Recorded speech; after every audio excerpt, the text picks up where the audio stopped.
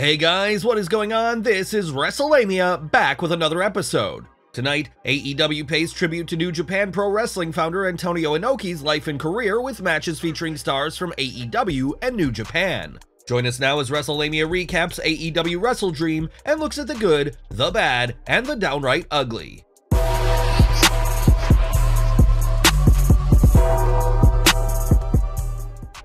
Zero Hour. Claudio Castagnoli versus the War Master Josh Barnett. Both men rely on technical skills as well as straight-up clubbering. Claudio locks in the octopus, and as Barnett struggles to escape, Claudio cradles him for the win. Your winner, Claudio Castagnoli. After the match, Josh Barnett salutes Claudio Castagnoli for living up to his reputation and telling the Swiss Superman Inoki would approve of him. Barnett tells him that they're not through though, and wants a rematch. Luchasaurus versus Nick Wayne.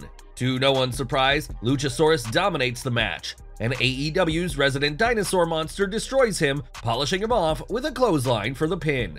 Your winner, Luchasaurus. AEW World Trios Championship, the Acclaimed Anthony Bowens, Max Caster, and Billy Gunn defend against the Mighty Don't Kneel, Shane Haste, Mikey Nichols, and Bad Dude Tito. Max Caster hits the mic drop on Bad Dude Tito, covering him for the win. Your winners and still champions, the Acclaimed. Now on to the main show. Handicap match for the ROH World Tag Team Championship, MJF defends against the Righteous, Vincent and Dutch. Before the match, MJF denies any involvement in the recent backstage attack on Jay White and claims someone stole his devil mask. MJF talks trash with the challengers, starting off strong until the numbers game catch up. However, the challengers' overconfidence get the best of them, and MJF capitalizes, hitting the heat seeker on Dutch and using the ropes for the insurance policy. Your winner and still champion, MJF.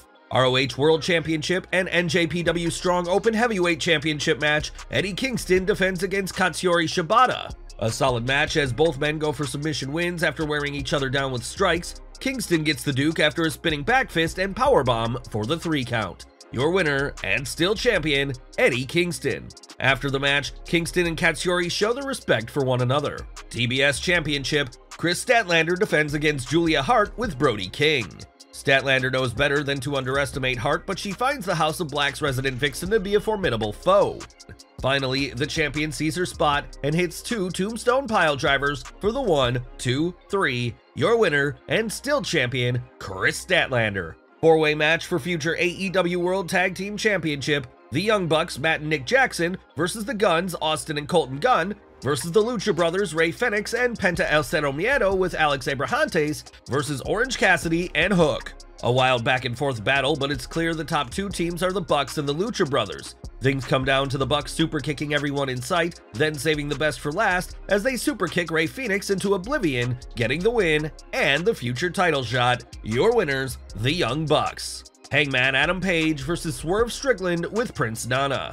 A gutsy performance by both men as Strickland survives the deadeye on the steel steps, while Page holds out despite Swerve nearly breaking his arm with the cross armbar. Strickland goes to the heel book of tricks and clobbers Page with Prince Nana's headband, landing the JML driver to score the win. Your winner, Swerve Strickland. Ricky Starks versus Wheeler Yuta. Big Bill comes out to lend a hand for Starks but proves ineffective. However, sometimes moral support is all you need, and Starks hits a spear, followed by a sit-out dominator for the 1, 2, 3. Your winner, Ricky Starks. After the match, Big Bill and Ricky Starks gloat, giving Jon Moxley, who's providing color commentary, the stink eye. Bryan Danielson versus Zack Sabre Jr. A superb match as both men targeted body parts to not only wear each other down, but neutralize their opponent's finishers. Both wrestlers put each other through the grinder, and it's amazing either is still able to stand. Nonetheless, Danielson digs deep and hits the Busaiku knee as Sabre counts the lights. Your winner, Bryan Danielson. Chris Jericho and the Golden Elite, Kenny Omega and Kota Ibushi versus the Don Callis family, Konosuke Takeshita, Sammy Guevara, and Will Ospreay with Don Callis. A solid 6-man tag match with solid gold star power. The match reaches its climax as Chris Jericho locks Sammy Guevara in the walls of Jericho, only for Don Callis to crack his cane over the Ocho's noggin behind referee Aubrey Edwards' back. Guevara covers for the win. Your winners, the Don Callis family. AEW World Tag Team Championship, FTR defend against Aussie Open. Aussie Open is ready to move up from being former ROH World Tag Team Champions to being AEW World Tag Team Champions, and FTR is in for a fight. FTR finally turns the tide when they hit a spike pile driver to Mark Davis on the outside apron, then deliver the Shatter Machine to Fletcher for the win. Your winners and still champions, FTR. 2 out of 3 falls match for the TNT Championship. Christian Cage defends against Darby Allin.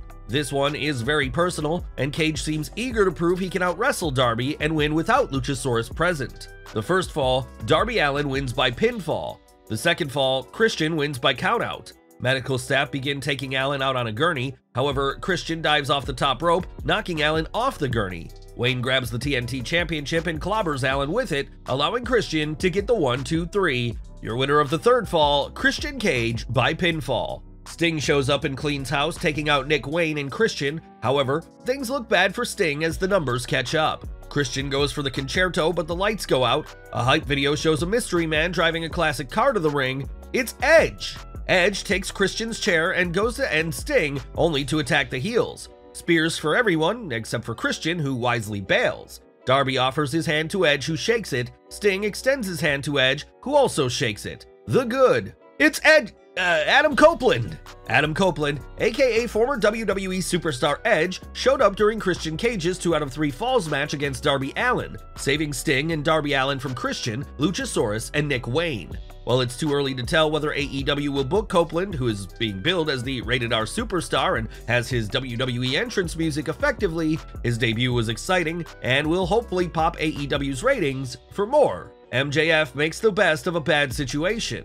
Is Adam Cole really injured? While fans debate this, AEW found itself in an awkward situation as MJF had to defend the Ring of Honor World Tag Team Championship on his own and make his opponents, the Righteous, look credible without devaluing himself against 2 poor schmucks stuck with a gimmick that looks like a Wish version of the House of Black. AEW wisely turned this into a comedy match, but without MJF, it could have ended up in the bad. A Matt Classic. Bryan Danielson vs. Zack Sabre Jr. was everything the AEW Galaxy expected and more. Danielson and Sabre was so good that it could have been the main event, despite there being no title on the line. Who made who? While tonight's Hangman Adam Page vs. Swerve Strickland bout was booked to elevate Swerve Strickland, it also gave Page a chance to remind doubters that he can work any style while making his opponent look good.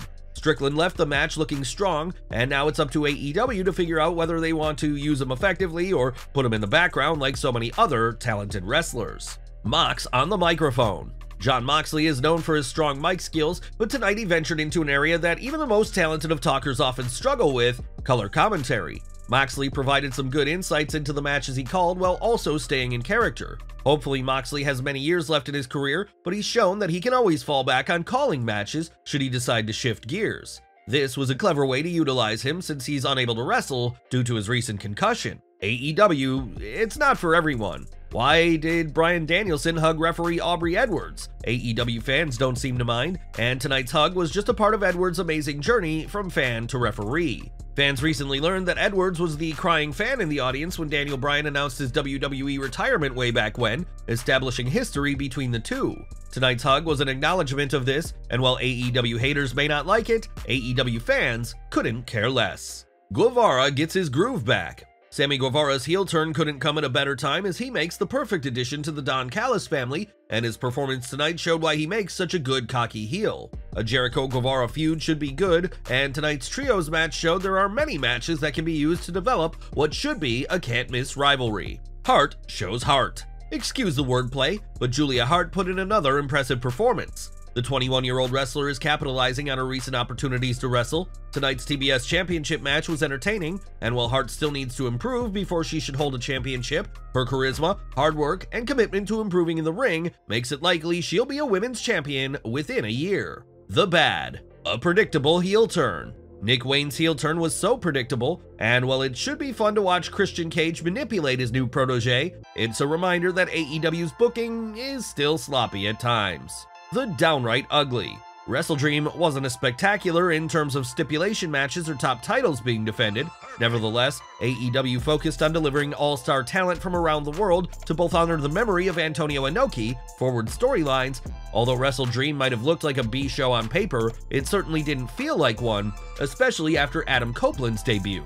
Well guys, there you have it, Wrestlalamia's look at AEW WrestleDream, as well as our exclusive analysis. What do you think of the show? Be sure to leave your comments, and don't forget to subscribe to our channel, follow us on Instagram and Twitter, and I'll see you next time for some more wrestling content.